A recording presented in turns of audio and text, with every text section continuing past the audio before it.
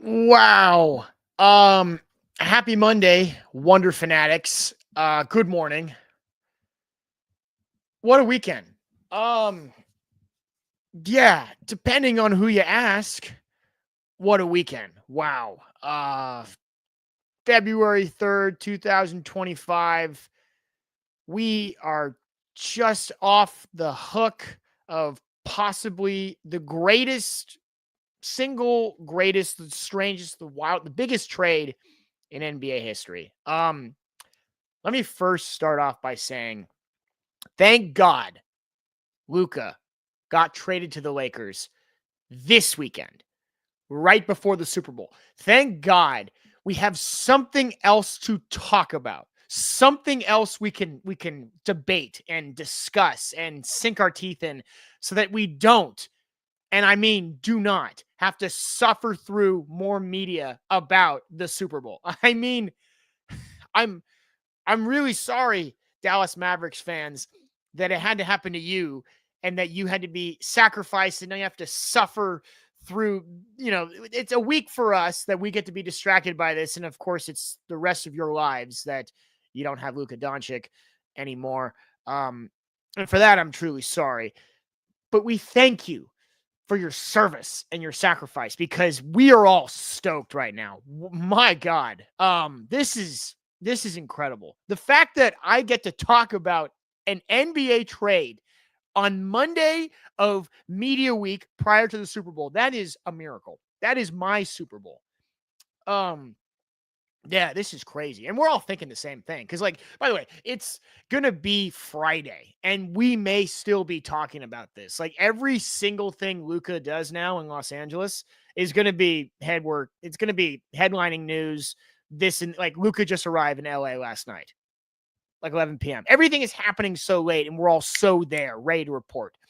There's no new media about this Super Bowl. This Chiefs Eagles game, there's nothing new. And there's nothing, certainly nothing new we need to hear, right? I think the NFL actually will benefit from this trade happening this week, right? Because the more you try to shove just story after story in my face about this Super Bowl against my will, it just makes me even more frustrated that that's the Super Bowl we have. And it makes me more inclined to physically boycott it. I don't think I will. I think no matter, I'm not going to watch the Super Bowl. I'm not going to do it. Of course, I'm still going to watch the Super Bowl. In fact, we all are. This whole boycott the Chiefs, boycott the Eagles, like that's not realistic. That's not even, that doesn't even have any traction. It has no legs. Like that's like saying a lemonade stand can compete with Coca-Cola, you know?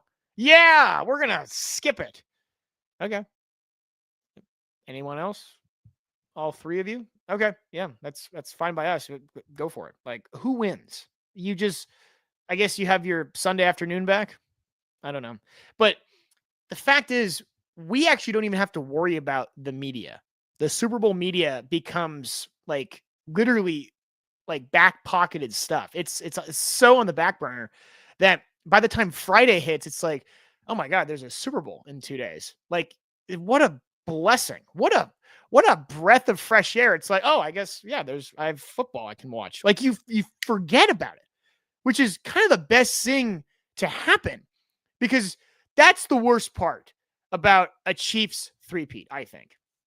Like the actual three-peat itself, them winning it, it's not that painful. Like, I mean, as long as the Chiefs aren't your rival, watching your rival win, that's always tough. And that kind of remains throughout the whole season. Like as a Giants fan, San Francisco Giants, like the Dodgers have it over us until we win it, right? That's just a real sports thing. But I don't actually hate the Chiefs for winning. Like every team has to win. Somebody has to win.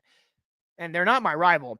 What I don't like, and I think you can all agree, the worst part is just getting the media, the stories, the videos, the content just shoved in my face against my will, right?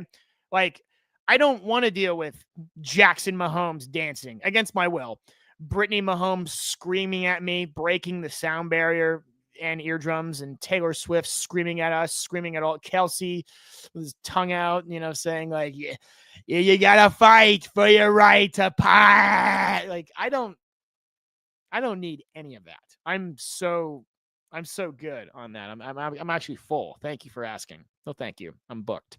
That's the worst part.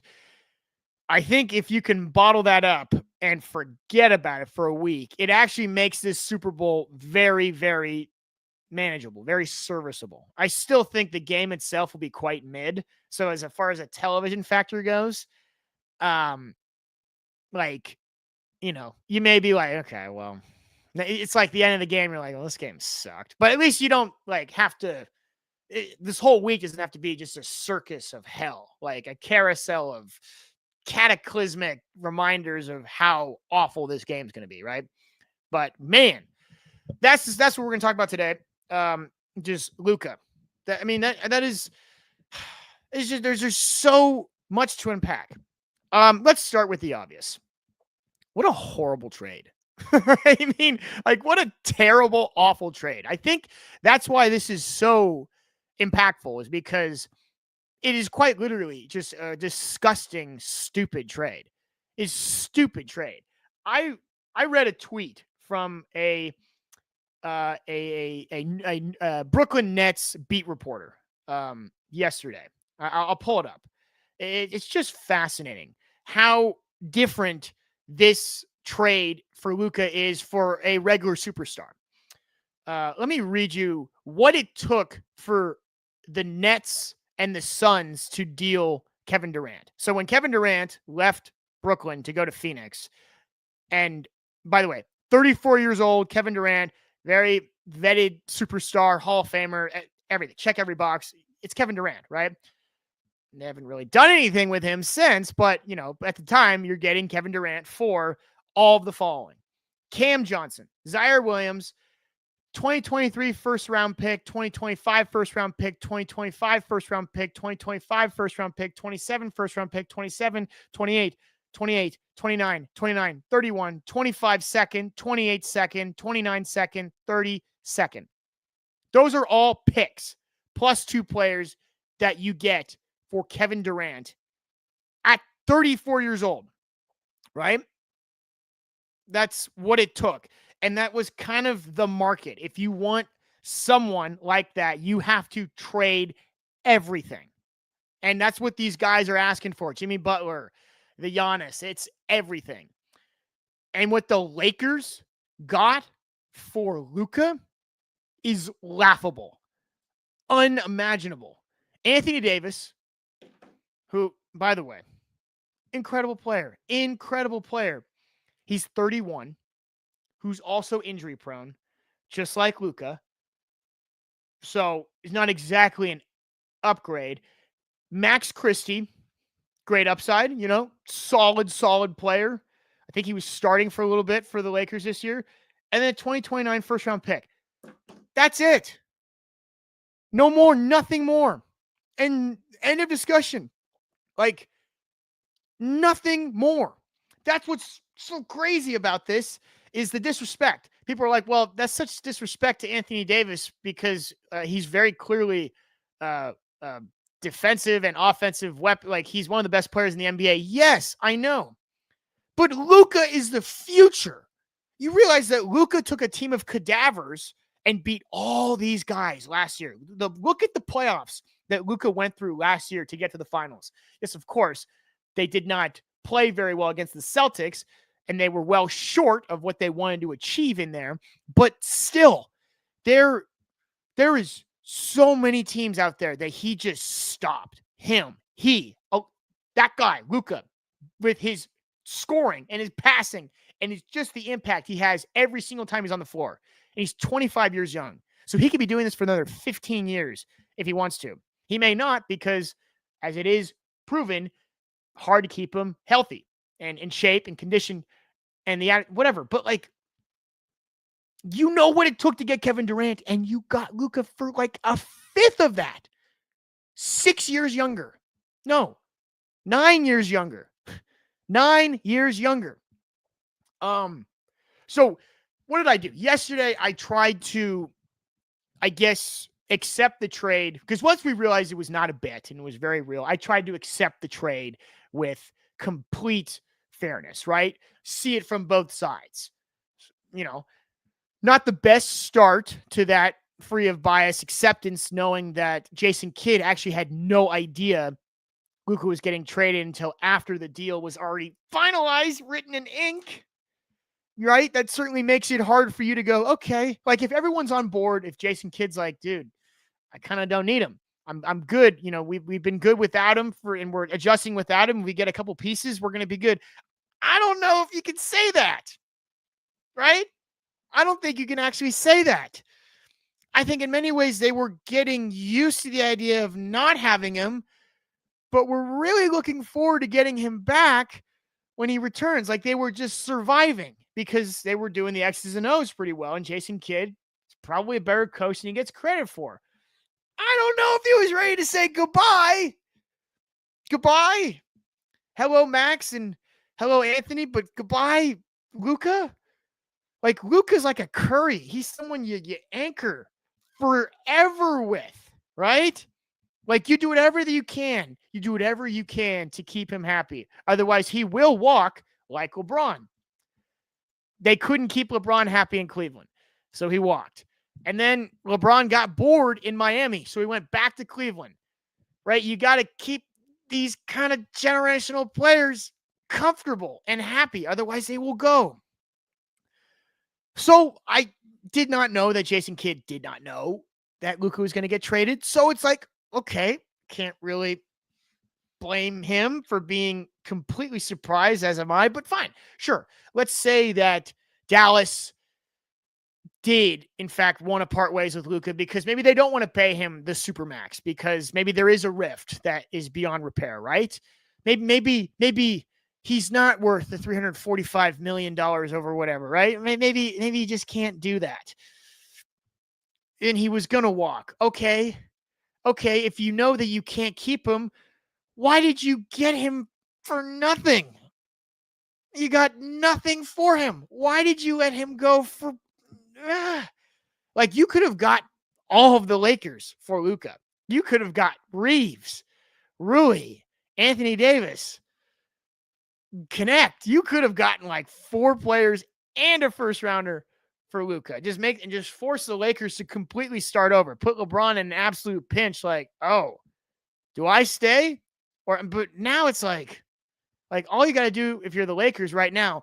And by the way, it's not like the Lakers are sure favorites. I know their odds spiked to win the finals. And I know LeBron's probably like, oh, because he's always wanted to play with Luka and JJ Redick is probably in heaven. He's like, okay, now that he feels like he's got job security, they're going to put him like JJ and Luka for years to come is going to be sweet.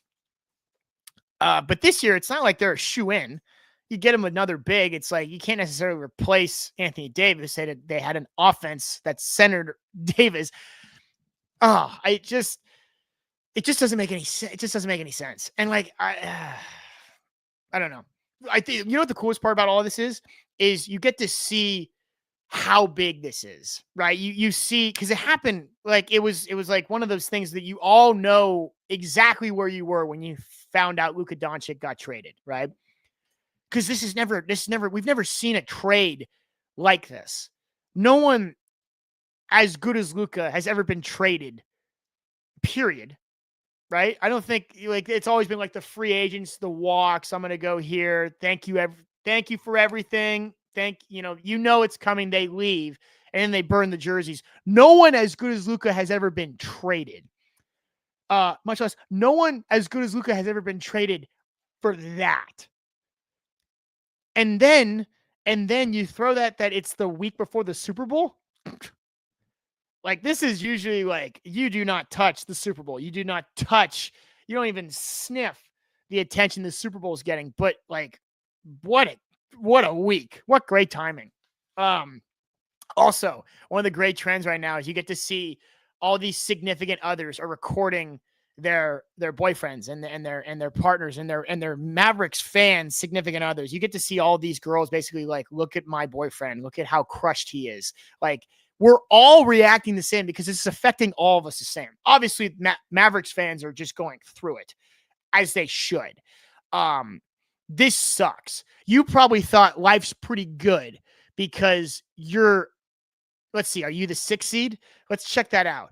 If you're a Mavericks fan on Friday, you're probably pretty stoked. No, scratch that. If you're a Mavericks fan on Saturday morning, you're stoked because you have the 9 seed and you're pretty much around and relevant. And you're thinking, okay, we just kind of just stay afloat, and we're only like 3-4 games out of the 4 seed. Like, as soon as Luka gets back, it's all gonna be great. Probably get another big piece at the All-Star break like last year, and we are good to go. We are good to. Oh, what? Like, that is there's no words to put. Mark Cuban said, and I quote, someone asked him, to what lengths would you go to keep Luka Doncic, right? If you had to choose between keeping Luka as a Maverick or keeping your marriage with your wife, what are you choosing? And he said, yeah, are you kidding? I'm heading down to my lawyer's office for preparing my divorce and getting rid of Luka. I mean, that right there. By the way, Cuban is not involved with the player operations like he was anymore after he sold his majority stake. So this is not like his words being twisted, and this is not a lie. He didn't lie to you. He probably would never, I know he would never get rid of Luka. Just as a businessman, he's probably thinking that's the recipe, right? I mean, that is literally the Coca-Cola recipe. I can't give that to Pepsi for that.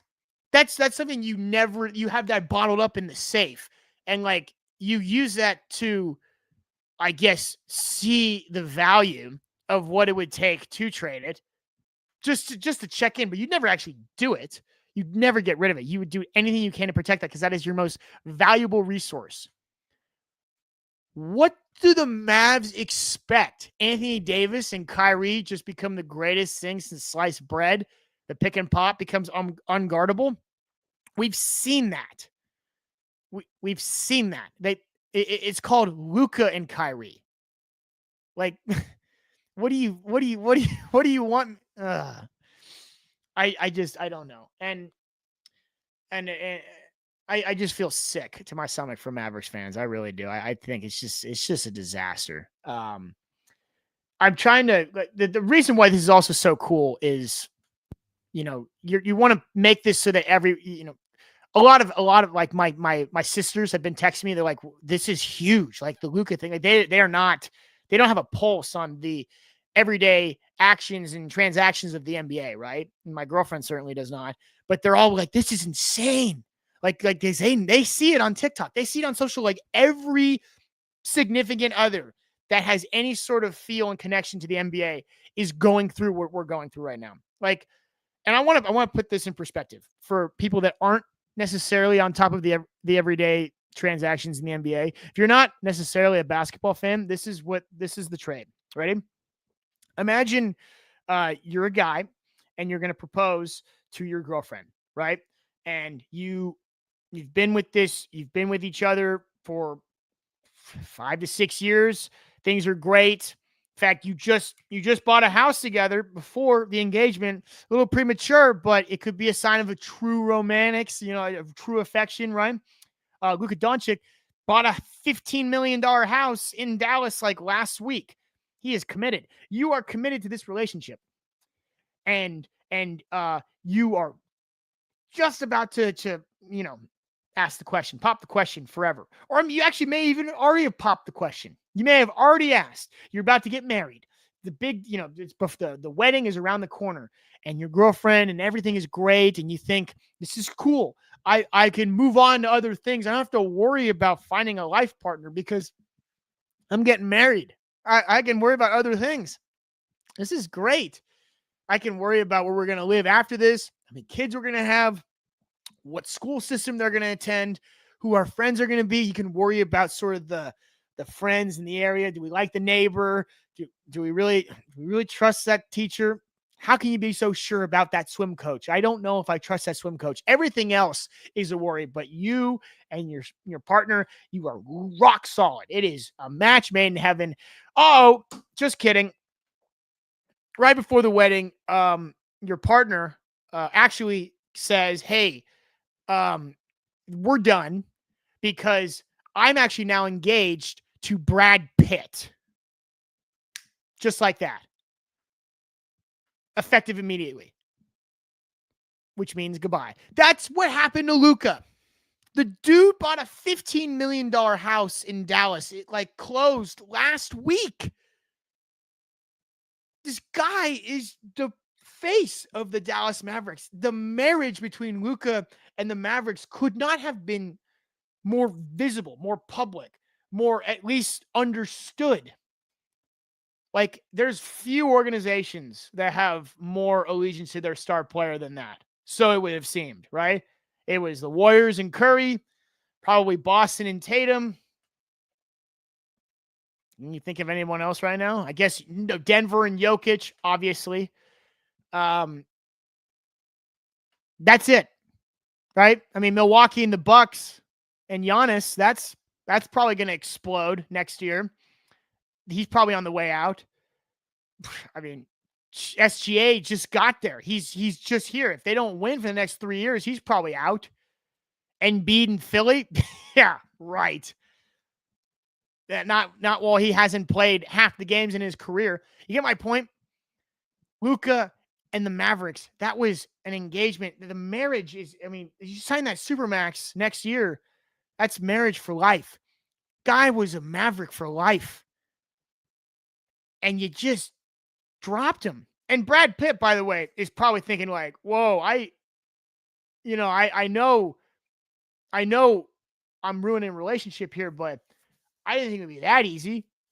A little resistance. It was just overnight like that. That's what happened there.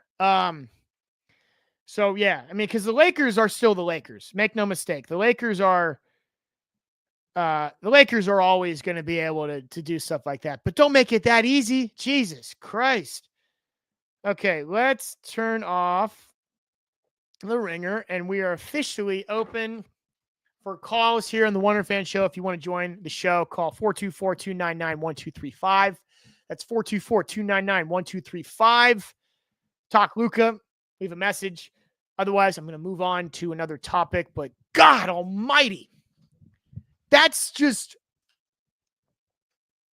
I don't know. I'm not even a Mavericks fan. I'm a LUKA fan just via the content and just as an NBA fan. How can you not like LUKA? LUKA being good is so good for the NBA because it's just such good television. It really is. The stuff he can do is it's fantastic. It's magical. LUKA magic is real. It really is real. I would suck. But thank you, Mavericks fans, for your sacrifice this week, so that we can talk about that and not the Super Bowl. I cannot emphasize and reiterate that enough. Thank you so much for your suffering, probably for the rest of your life. Not saying you won't ever win ever again, but just to know that you will never be able to see what you could have done with LUKA for the rest of your life.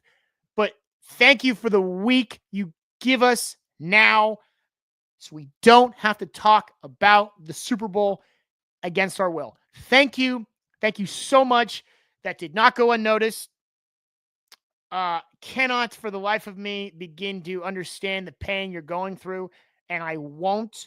I don't want to, but thank you anyways for just dealing with it so that the rest of us don't have to gouge our eyeballs out after we hear another story about Mahomes and some member of his family just acting a fool.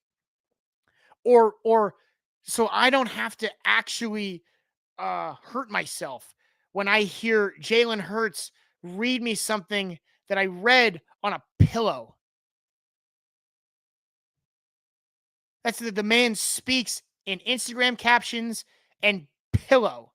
Like something, picture it's something you'd read on your aunt's pillow that's just stitched. Like just the corniest trying to be hip motivational line you've ever like. I don't care. My God, I don't care. I don't care. Please. It's just so uninteresting. Okay. Do we have to talk about the Super Bowl now? We do, don't we? We have to talk about the Super Bowl now. Okay. Do I have an official winner? I do. It's probably the Chiefs. That's actually unofficial. I'm going to make a video later this week of what I really think is going to happen. I think it would be kind of funny if Vegas did do the biggest rug pull ever of finally getting us all on board to bet the Chiefs. Fine. I'll sell my soul to the devil. Where do I sign? Right? I think that would be hilarious if this is the one time it does not work because you're thinking, oh, it has to work. It's worked all year. This is what the league wants. What happens if Vegas is like, the hell you do? Pulls the rug. Eagles win by 20 because you just can't stop the tush push. The defense is too consuming and the Chiefs were too reliant on help from the refs. Well, if that's the case and we're just all idiots and we just watched a boring Super Bowl and Philly won and you made no money, that would suck. I do think there is something to be said about a three-peat that is impressive. But don't twist my words. This three-peat is not like most three-peats. When you hear three-peat, a three-peat means like unfathomable success, the highest level of any sport. Just immeasurable. There is great teams. There's really good teams. There's elite teams. And then there's like three that have three-peated. That's what it's the Lakers, right? The Lakers, the Bulls, the Warriors never did. Never happened in the NFL. The Buffalo Bills four-peated lost in the Super Bowl. It's victory in itself, I guess. Sorry, Buffalo. But to do something like this has never been done. And the actual achievement is cool to be a part of the history, right? To say, I saw that happen. Make no mistake. This is nothing like Jordan's three-peat. You see, when Jordan did his, twice, mind you, the aura surrounding it was just mythical, right? There was something you could see that was transcending what was happening. You could just, you saw him make that shot and you're like, oh yeah, that's the best player of all time, right? You could just it was like in an instant, you could just see his whole career flash before you, the Hall of Fame, how many he's won. It was just so cool. It was like you're watching George Washington, like ride into battle, That's what it just you saw a great achiever achieve great things. There was just, when you watch the Jordan highlights, there was, throw a little music behind it, it's just chills.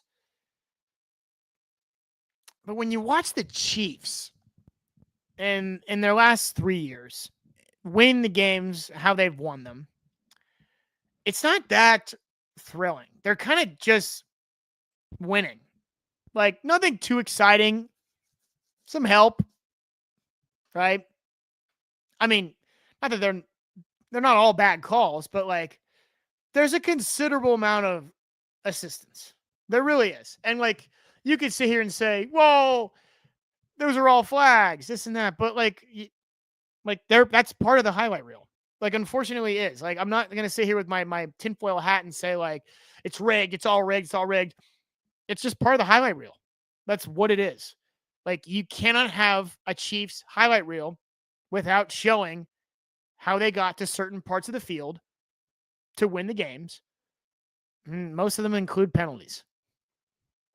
That's just the truth. I mean, unless you want to show like just how they got there, like you just want to, unless you want to start the tape with them at the 20-yard line.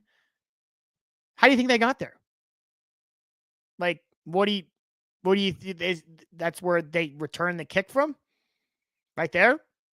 Just an 80-yard return, not worthy of a highlight.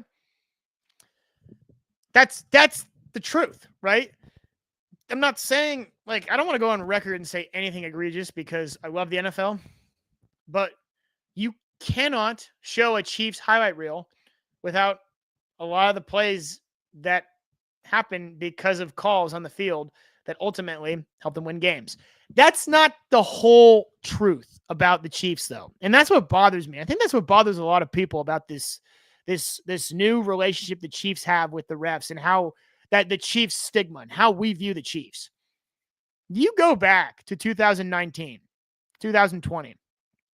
Before all of this, but before go back 5 years ago, before people literally would rather see a meteorite strike, right?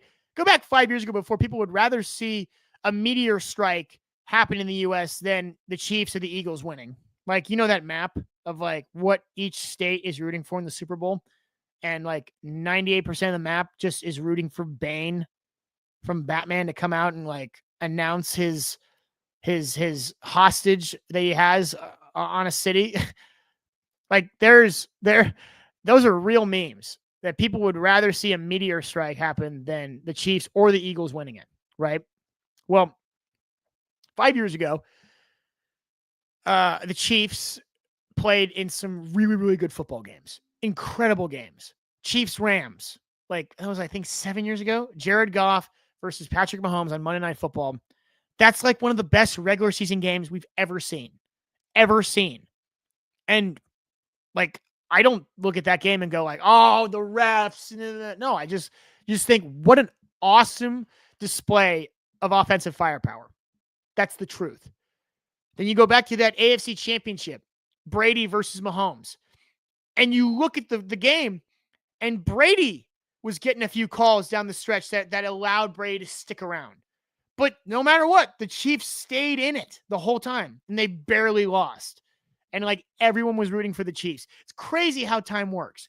That AFC Championship, I think it was 2019 AFC Championship, maybe it's 2018, when Patriots squeaked out and beat the Chiefs, ultimately then beating the Rams, right? We could have got Saints Chiefs had it not been for that miserable no call PI Rams Saints. We could have got Drew Brees one final surgical run at a Super Bowl. So we could have got Brady Brees. But no, the refs screwed it. And we got Rams coming out of there, which is, I mean, you know, sucked, right? And then they barely, you know, they have the most boring Super Bowl ever against the Patriots. We could have really got Mahomes Brees if the refs just did it right. Maybe. But there's no reason to dwell on that, of course. But go back 6 years ago, the entire map of the U.S. was rooting for the Chiefs to beat the Patriots. And how the times have changed. I mean, that Dark Knight quote is so real. You either die a hero or live long enough for your seat, or live long. Oh, no! It's my favorite movie. I just botched it. You either die a hero or live long enough to see yourself become the villain. That's the truth. That could not be more true, right? Oh, I cannot believe I tried to land the plane on the Hudson. I landed on a freeway. Landed on the 405. Whatever. My point is this. I have a theory about the Chiefs. It's not really a theory. It's more of a statement. The Chiefs are capable of doing amazing, incredible things. We know that. We've seen it. Like coming back and tying a game down 3 with 13 seconds left. You didn't need the refs to do that. You didn't need any help. You're so capable. Patrick Mahomes is by far one of the more capable quarterbacks in NFL history. Andy Reid and his entire coaching tree, one of the more capable, competent coaching trees ever, right? I mean, everything he does and is involved in, it usually just amounts to some crazy high percentage of wins, right? No question. When the Chiefs are good and they're competing and they're scoring, they're exciting, and it's great television. That is not up for debate. I think the league might be doing too much to keep the Chiefs around, and it's hurting them because we're all after the same thing. We all want good football, right? We want really exciting football games. I think you trying to get out in front of it and just making sure the Chiefs survive and stick around because you all want to see the Chiefs do incredible things, right? I mean, that's, as a football fan, it's cool. It's cool to see teams come back down 3 with 13 seconds left. Like, unless you're a Bills fan, that's not what you want to see. That's traumatic. Definitely a vehicle for lifelong PTSD. But like the league, the ratings, if you want good television, it usually means the Chiefs are there. That's what the ratings have proved, right? I think the league's doing too much to make sure that they're around. As Bill Burr said, they're massaging the calls. They're not fixing the games. They're massaging the games, right? Well, if you give the Chiefs all these calls, you don't give them an opportunity to be great. In fact, you have the Chiefs doing stuff to, I guess, play the game that the refs created. Patrick Mahomes is no longer running to get extra yards. He's running to get 15 yards, right? He'll run and he'll stop on a dime, so the defense has to smoke him out of bounds, right? Or he'll do something where he knows if I hold it just long enough and I throw now, I get hit. It's a late hit, or it's a roughing the passer, right? There's a lot of things that are being done to sort of secure these 15-yard penalties that he know will come, because after almost every play,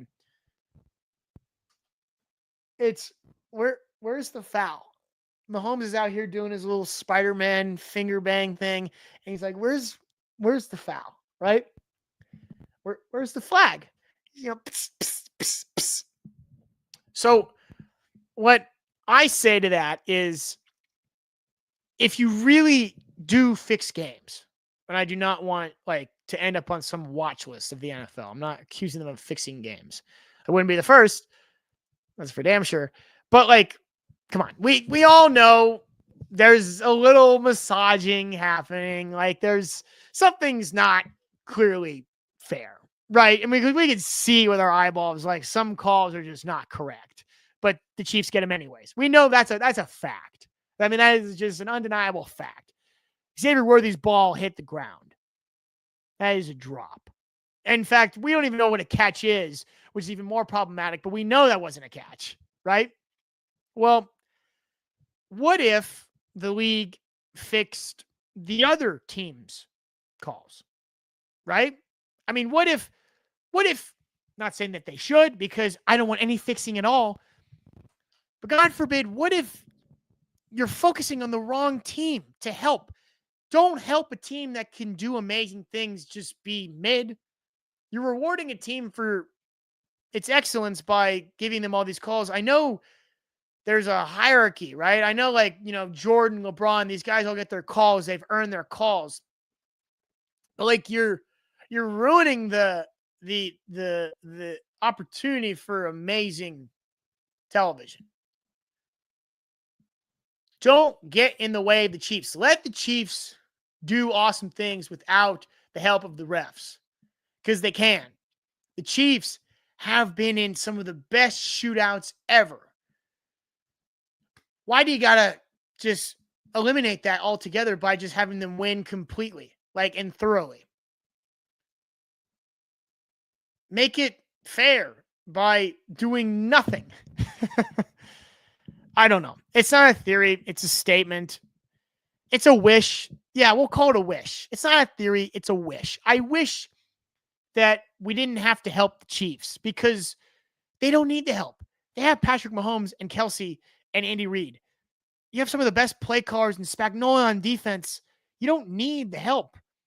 In fact, help the other team so that we can get a game. That's my wish. Will it come true? Probably not. Okay. Obviously, this show is sponsored by Wunderfan, the best fan rewards app out there. We gave tickets away two lucky winners in Orlando for the Pro Bowl over the weekend. I could not begin to tell you how much I did not care about said Pro Bowl. The Pro Bowl is a whole nother discussion. All-star games are really, really tough. All-star games are incredibly hard to get right nowadays because, I mean, what do you do? How do you motivate someone who's putting their body on the line every night to do this for even more entertainment value, entertainment factor? After the season's over, guys are usually starting their off-season, workouts and recovery, and they got to go back. Like, we'll talk about that more down the road. I have some thoughts. I have some incentives in mind. I don't think anyone will care until I get into a position of power.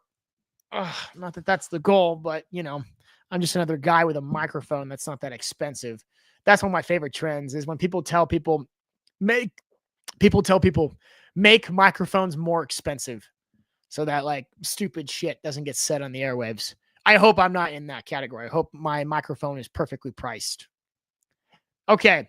But yeah, Wunderfan is a great app. You guys, you got to get on it. If you don't, you're leaving money on the table. And right now we are live in the Pacific Northwest at every campus, I think up there. Well, the big ones at least. Washington State, Oregon State, Seattle, Portland, Gonzaga. Those are all Wunderfan earning zones. You get paid just for going to class, just for being on campus. You earn cash rewards. How about that? You're welcome. You are welcome. Okay, that's kind of all I wanted to talk about today. LUKA to the Lakers. Ugh. That's gonna be hard to like. After all this, though, like the fact I heard like LUKA was crying. That was the aftermath is just gonna get worse and worse for the Mavericks. It just is. Like LUKA wanted to be there so bad. He loved it there. He wanted to make it work. Such a shame. And now he's going to be a Laker for like half the cost, right? Because he can't get a Supermax in LA. You can't give it to him. Which is like, just what the Lakers need. Another superstar. Young. Like the Lakers are going to be so good in a couple of years. They're going to be disgustingly good. That's the worst part about all of this. Is we're about to see just this shift of extreme power in LA sports. I live here in LA, and this is going to be uncomfortable pretty soon. The Dodgers are already shoot in for the next 10 years World Series. Are you kidding me? Who's going to beat them? Godzilla? A meteor? You won't beat the Dodgers for the next 10 years. And if you do, it's because you did a deal with the devil. That's the only way. Of course, the Dodgers have to get injured, so I guess Godzilla does play a role there. Maybe an earthquake. If there's a big earthquake here and we're all dead, then the Dodgers probably don't continue to win. Only at the expense, that only happens because we're all dead, right? But now you got LUKA in LA. Who knows? LeBron might just play for another 3 years to say the hell of it. I'll play with my son and the best player that will continue to be here, right? I mean, you're playing with your kid in the future face of the NBA. What's 3 more years? Hell, you could even wait for your other kid to come on and play with you. That might be an incentive for LeBron.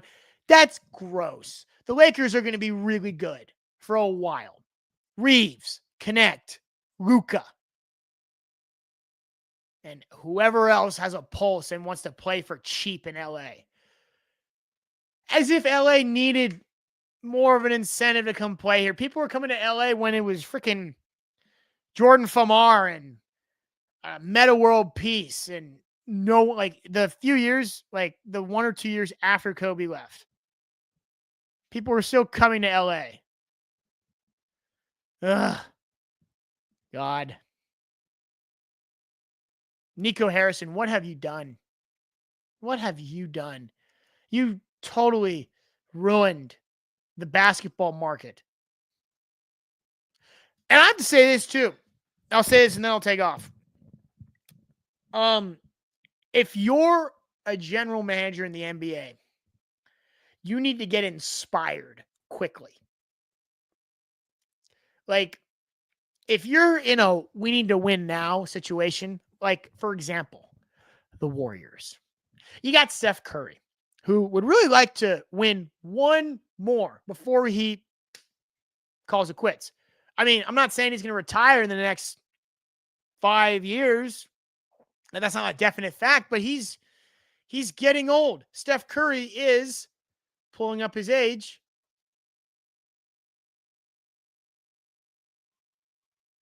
Where's he's 36. Steph Curry is 36. Like what LeBron is doing at age 40 is, it's pretty unhuman. It's alien, right? Not realistic to just expect, oh yeah, I'm going to average 29 at 40. That's the plan. That's the plan? Oh, okay. I'm glad you have it figured out. Yeah.